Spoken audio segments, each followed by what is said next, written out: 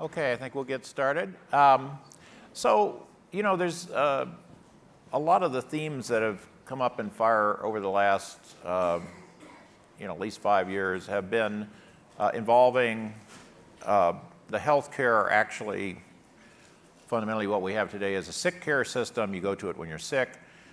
But there are a lot of forces that are moving it toward a health care system. And a lot of the focus is going to be more on the patient, on the individual, personalized medicine, precision medicine. And so that the idea is to focus on the patient, not the disease. And then we've got technological innovations, we've got business model innovations. Because you can't say you're going to disrupt something without those two things being a key part of it. And we've got two really great panelists here with us, Glenn Snyder and Michael Raynor. And Deloitte has particularly to be thanked for putting all this thinking and very detailed analysis is behind all of these things, lots of reports and so on. So we're going to get into this. And I think to just start off with, treat the patient, not the disease, rolls off the tongue really well and sounds like a t-shirt. It's like, wow, this sounds great. What does that mean, Glenn? Sure, Larry. Absolutely. Well, back in the 1800s, Florence Nightingale really made a name for changing the way that the nursing profession evolved. And many of us think about Florence Nightingale as somebody who could take care of the vast majority of a patient's needs. I mean, that's the connotation I have always thought of. And back in those days, frankly, our knowledge of healthcare was a lot simpler, a lot more basic, a lot more limited. Over 150, 200 years, that knowledge base has increased tremendously, enabled by technology, for sure. And with that, the onslaught, the flow of information that came along with that, has gotten to a point where it was not retainable, was not processable by any one individual. And so you ended up with a lot of specialization that took place. I went one slide too far. So. No, the next one. Yeah. Anyway, here we go. The theoretical complexity curve here, essentially over that 150 years, technology drove tremendous complexity in the healthcare system. It required specialists and subspecialists to have to parse out different parts of the healthcare system to really understand it. Clinical diagnostics, therapeutic capabilities and instruments, all of these wonderful advances in technology required specialists because of the complexity associated with those, again, the flows of information, the understanding of everything that was necessary to use those technologies effectively. But we're at this interesting precipice now where technology, through advanced sensors, through augmented intelligence, is enabling the device to be smarter and to help the person who is using the device to really focus on the patient and let the device and let the back-end systems and accumulation of all the data that we've collected over time start to process and inform what's going on with the patient. So we can start to focus on that. Frankly, as Michael and I were talking earlier, there's a lot of situations where a patient is diagnosed with a certain condition, but the therapeutic treatment that works for 80% doesn't work for them, right? So there's all kinds of cases like this as we talk about personalized medicine where a system doesn't work today, and technology is poised to start to parse that out. I was really inspired by the last panel on the Undiagnosed initiative, absolutely, which struck me as a great example of how that works at the most complex medical conditions, right? So what I now know as much about that initiative as I heard in the panel discussion, so don't mistake me for someone who knows what he's talking about. But what I heard in that panel is that people who have an undiagnosed condition go from specialist to specialist to specialist, and none of them, of course, knows, because it's not as though they have a known disease and you have to figure out which one it is. In many instances, it's an entirely new disease. at the limit, it seems to me that's kind of what we all have, right? And it gets convenient to say, well, you have type 2 diabetes. Right. Well, or you have pancreatic cancer. What? No, what you have is whatever it is you happen to have. Yep. And as Glenn points out, we're getting to the point where we can actually take that seriously, which I think is Well, I think that's quite what's so inspiring. powerful about Katya's movement, really, that she started. I believe essentially everybody is undiagnosed because just because there's a noun that you've been given by your doctor, you know, you have ulcerative colitis or you have type 2 diabetes or whatever, your individual genetics, your individual development of that is, you know, there isn't this average person with that disease.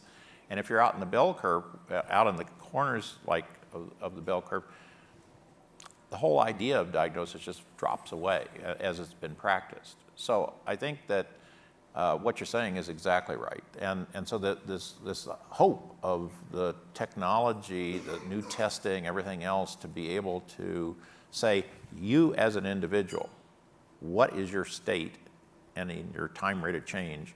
And then how do you disrupt the entire healthcare system to then regroup around that concept?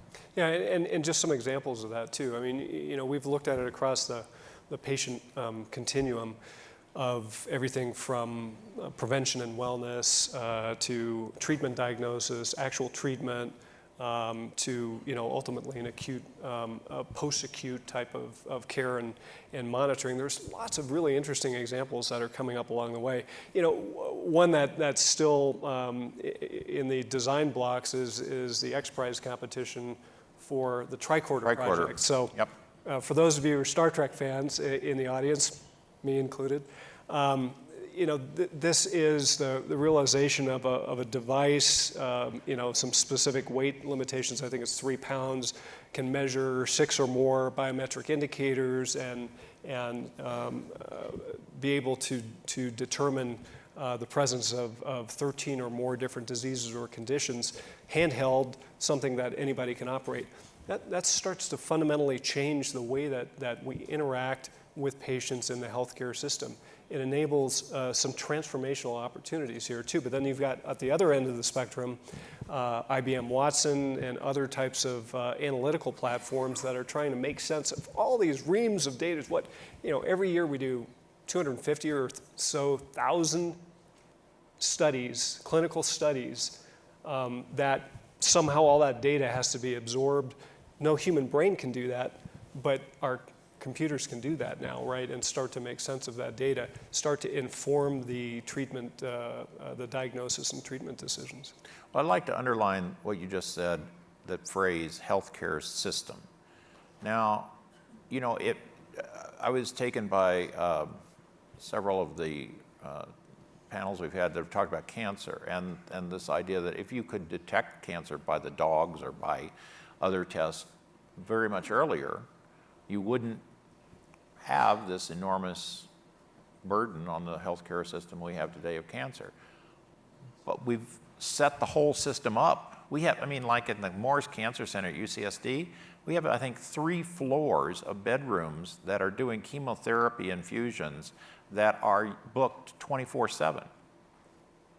Yeah, so if those folks aren't in those beds because you got it early, because of these new technologies you're talking about, I mean, it's a massive disruption of the system and seems to me like a huge switch of personnel, of investments.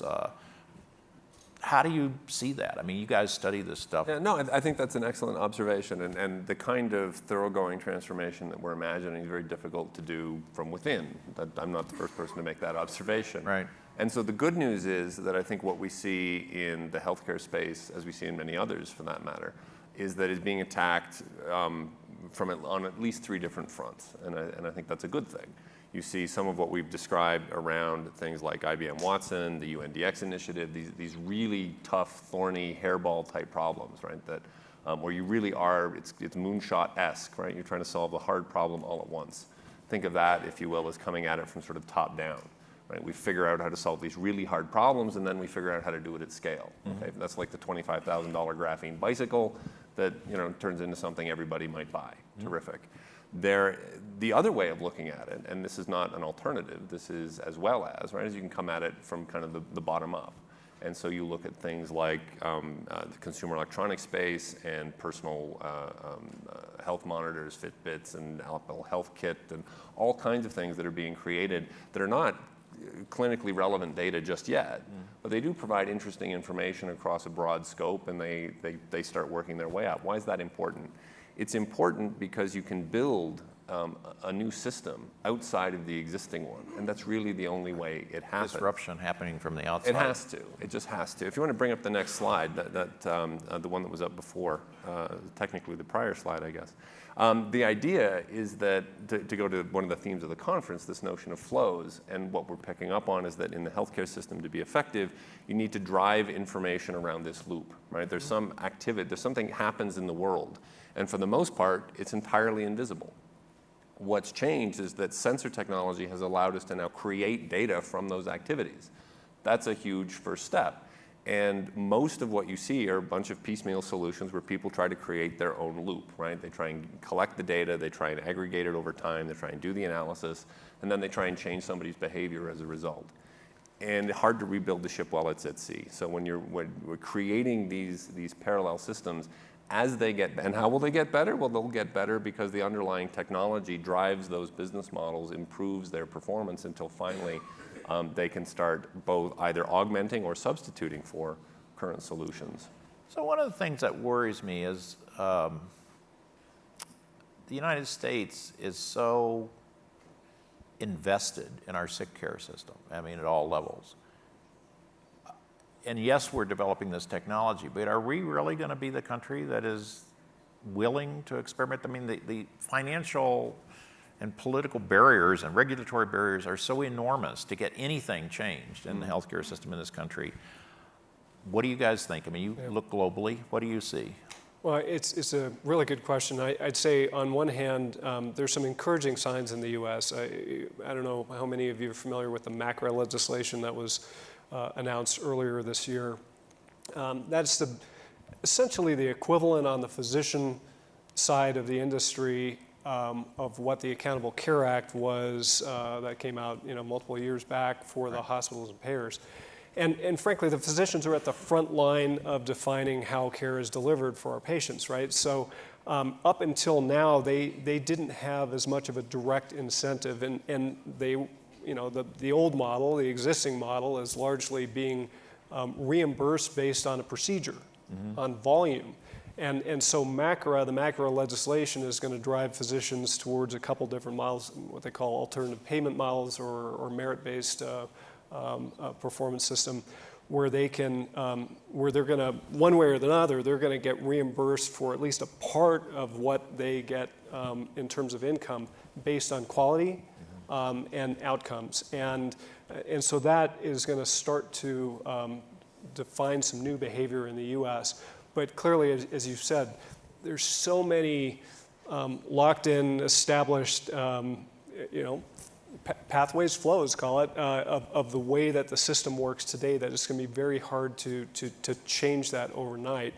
The emerging markets have a great advantage in that regard because, on one hand, they don't have as much discretionary cash available to spend on healthcare, but on the other hand, they have more unmet needs, graver unmet needs, and they have fewer structures in place that impede the adoption of innovative technologies, processes, systems, and so we're starting to see some really interesting, basic perhaps, but some very interesting innovation going on in emerging markets. Many of them involving telecommunications companies, and the fact that today on average in emerging markets about 50%, we're just passing the 50% mark, where 50% or more of the population has some kind of a cellular device, right? And they're taking advantage of that. Do you have? Well, I think it's crucial. In a way, they'll have an opportunity to leapfrog a lot of the infrastructure, as happened with mobile telephony, as has happened with a couple of other technologies, as may well happen, for example, with energy technologies, for that matter, which is all to the good. Right. And what that will make possible, what that can make possible if we're smart about it, is that there's a greater willingness to experiment, an opportunity to collect the data to find out what works, so that the alternative system that we require will be better than the system that's here, and then you'll see the change that you need, right? Because in the core system, it's tempting to be a bit dismissive. Oh, they're all just self-interested, it's all just fee for service. Knowing many of those folks, they really do care about the health of their patients, and they don't see it that way. And I think there's a reluctance to change because they look at it and say, I don't have the data, I don't know that this is better, first do no harm. Like, what are you telling me to well, okay. So we'll figure it out, and then when it's better, then you'll have to flip the switch and swap out one for the other. So, you know, one of the things you talk about the incentives, and I think the new Physicians Act that you mentioned is critical for the U.S., but fundamentally, incentives drive results in new business models and so forth. People say, you know, sometimes in Chinese medicine that the doctor was paid to keep you healthy, and if you got sick, then they didn't get paid. So if you imagine taking, like, maybe even 5 years from now or something, you know, this sort of the logic of this, and given that the doctors are there for when you're sick, but who's there for you to keep you healthy? Who's there to be your coach and so forth? And so there's, you know, new business model. It's really sort of turns the whole thing on its head, which would be a massive, massive disruption. And this is in a country where roughly it's estimated 2/3 of chronic disease are lifestyle induced. That is, you could have done something else and had a different outcome. But you need to know at the moment you're, you know, doing a less than, you know, we could have made a better choice there. Anyway, what do you see about this? Sorry if I might, but that's a great observation, and it speaks to why we hope this model that's on the screen might actually be helpful, because it's about knowing these things, but then how do you change people's behaviors accordingly? And among the various technologies and innovations that we see some of the potentially most impactful, one of them is certainly recruiting, things like social media, and a lot of the things that fall into the category of what's now known as behavioral economics, but before the economists appropriated it was just good old psychology, is a way to actually think about helping people adapt their behaviors without manipulating them. And it's important to look at every stage around that loop for any particular pathology you're attempting to address. Well, this is such a critical point, because one of the biggest issues in our healthcare system, whether it's, again, choosing healthy lifestyle, or if you have a chronic disease and you need to take a certain medication to stay out of a more acute situation. Compliance and adherence is our biggest issue. And I feel sometimes that, you know, at least a chunk of our society feels like, you know our healthcare system is there to back me up. I'm going to live my life the way I want to, and just count on it to take care of me. You know, some of the research that we've done has shown that the reasons for lack of adherence or persistence or compliance, whatever term you want to use, is very different depending on the people. So there's different archetypes, you might call it. Some of it is because of money, some of it's because of memory and just organization. You know, there's different archetypes. And so for that, we've got to be very directed in terms of how we start to work on behavior. And that's where, again, I think technology can really help us with that, because technology can start to take in the different flows of information around how a person interacts in all different facets of their life, and start to make some of these conclusions, and then help prompt and promote the right kind of messaging to help them. Will messaging alone fix it? I don't think so. But it's one of the important pieces that can help. Well, it goes back to where you started, right, which is treating the patient, not the disease, right? To your point, it's not even about the disease, it's about the patient and their health. But you're actually treating, patient implies you're sick. You're actually wanting to treat the citizen so that they don't become a patient. And that's where so much of the social network, the great rise, and Mark Anderson, of course, is one of the prophets of this, is the personalized assistant. And as that develops more and more and more, I mean, if we have several 100 million personalized assistants backed up in the cloud by Watson and all the data and all the literature and everything else to keep us out of the doctor's office over time by keeping us healthier, that's a radically different world to live in than the one we're in now. I mean, is this timing-wise, Well, I mean, just crazy or no, Pollyanna? I don't think it's crazy, but there's a great story that Dick Rommelt, who's a professor emeritus at UCLA, tells about one of the times when he met Steve Jobs in the late 90s. Yeah. And Jobs had just come back, and so he kind of staunched the bleeding at Apple and reduced the product sets and said, okay, so now the company, the boat's not going to sink. And Rommelt, as he recounts the story, says, okay, that's great, Steve, now the boat won't sink, but how are you going to go somewhere? What are you going to do now to reinvent the company? And Jobs' reaction was, I'm going to wait. And the reason I love that response is because it is simultaneously humble and audacious. Because what it recognizes is that you can't create these transformations simply by force of will. Right. The fact that we need them and we want them to happen and we can see what it doesn't mean we can do it. So you have to wait. But it's audacious because it puts on us the burden of recognizing when the time is right. And so certain technologies have to catch up. That's why this loop is enabled by specific technologies. Right. We have to understand certain things in the right sorts of ways. The types of incentive structures that Glenn alluded to are now starting to. You couldn't pass something like MACRA 20 years ago with respect to hip replacements because we didn't know how to measure the outcomes in a way that actually allowed it to happen. Well, just having a Medicare change so that you can have a billing code for the physician to do something preventative. Wow. Okay, and those are beginning to happen actually, and it is changing behavior, and it's changing behavior on the insurers, on the doctors, on the citizens. I mean, it's a whole ball of wax that. And the only thing I'd come back to is that, and the good news is we're attacking that change on multiple fronts simultaneously. Yes. Some from within the system, some from without, and that's entirely appropriate and as it should be. I wouldn't want all our eggs in one basket. And by the way, be thinking about questions because in about 2 minutes I'm going to throw it open, and if there's microphones available, you might line up now. Yeah, and I was just going to add that, again, the MACRA legislation, given that a lot of physicians will fall into this model of what they call the alternative payment model, by definition, those practices must be taking on risk.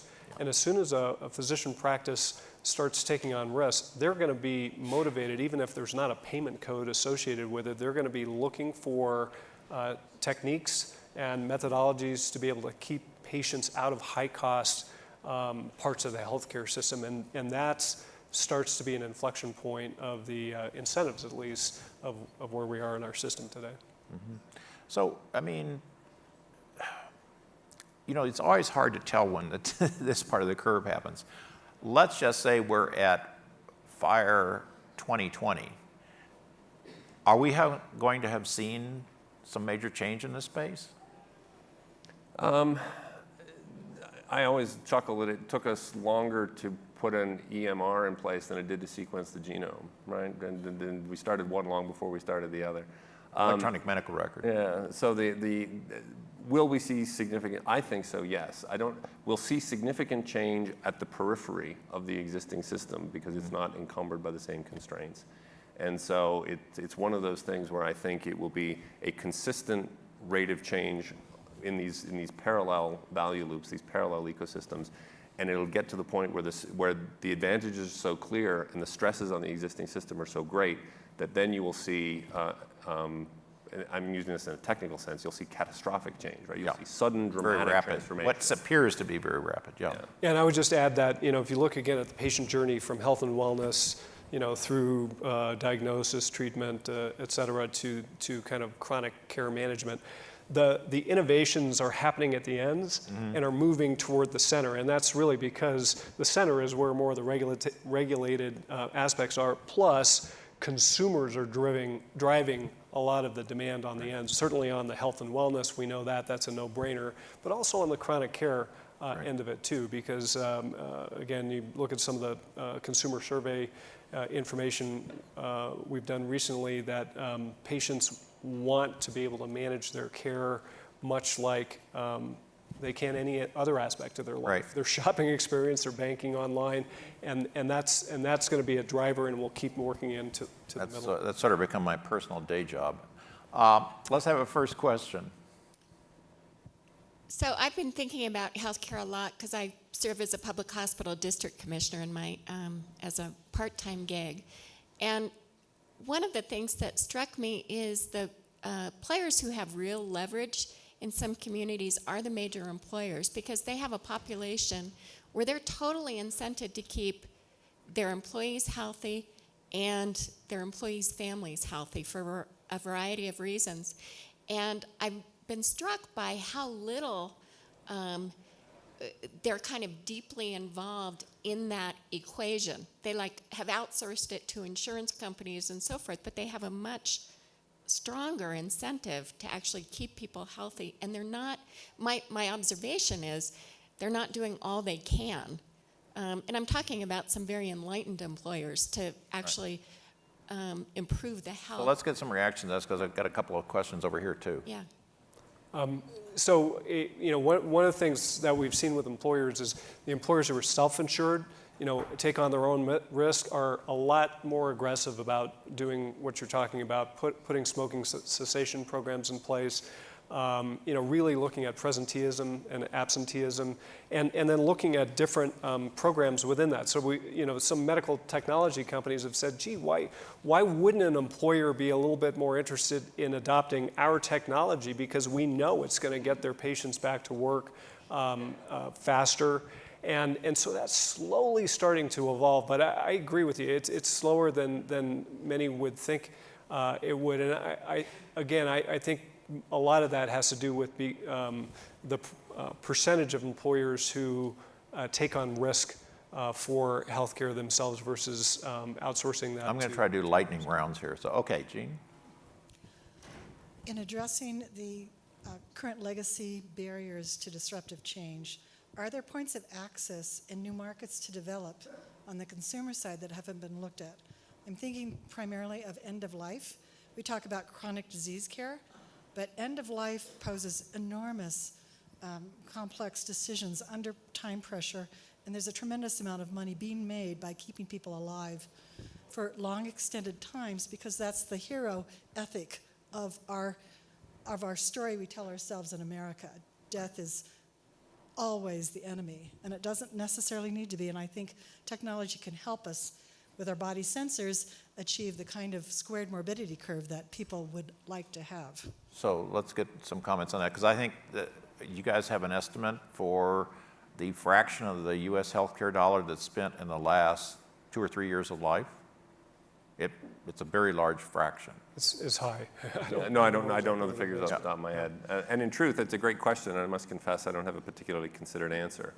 When you started asking a question about consumers and alternative care mechanism, my head went in entirely the other direction, which was to things like retail clinic care and so forth that are making. No, but it's really this end-of-life issue, but it's not a technical issue; it's a cultural issue. It is, and we've got to have a massive change in our cultural issue. But it's a huge amount of money that's at stake, and then personal suffering for everyone involved when there's no good outcome, it seems to me.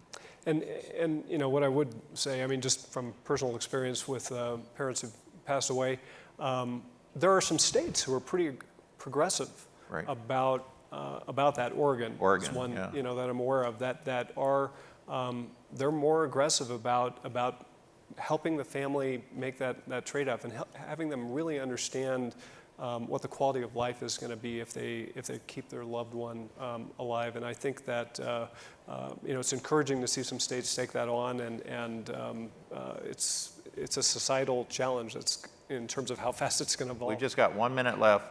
Quick. Given the extent of medical tourism, A little closer to the microphone. given the extent of medical tourism and the scale and resistance to change within the U.S., is there a rationale to testing some of these initiatives geographically outside the U.S.? Well, absolutely. I was saying that earlier, that the impediments to testing innovation in countries ex-U.S. Are a lot lower. Challenge is there are fewer discretionary dollars available to go after it. But you do see a lot of innovation taking place outside of the U.S. In fact, in some cases, I'm aware of a company, for instance, in the diabetes area, that many years ago tried to figure out how to develop a product for the Indian marketplace, and the cost point had to be much lower. So they actually went back several generations in technology and simplified a device took it to the Indian market, and it did very well. And then they re-imported that device into the U.S. to serve an underserved population in the U.S. So there's all kinds of opportunities like that. And actually, this guy's a lot more of an expert at Chris, you're the last. I'm sorry, but we're running out of time. Just a quick data point. There's a startup in Utah called Medical Intelligence that is doing this health before, trying to keep people healthy by doing baseline, MRI, blood tests, genetics tests, et cetera, the whole thing, and then monitoring you on a regular basis and comparing you to that baseline, and then see changes, then act ahead of time. Of course, none of it's supported by insurance, so it's on that one end of the curve where people have to pay for it. But the hope is that once they get a little further down the line and show, the relevance and how this can reduce overall health care, is that will start moving back to the middle.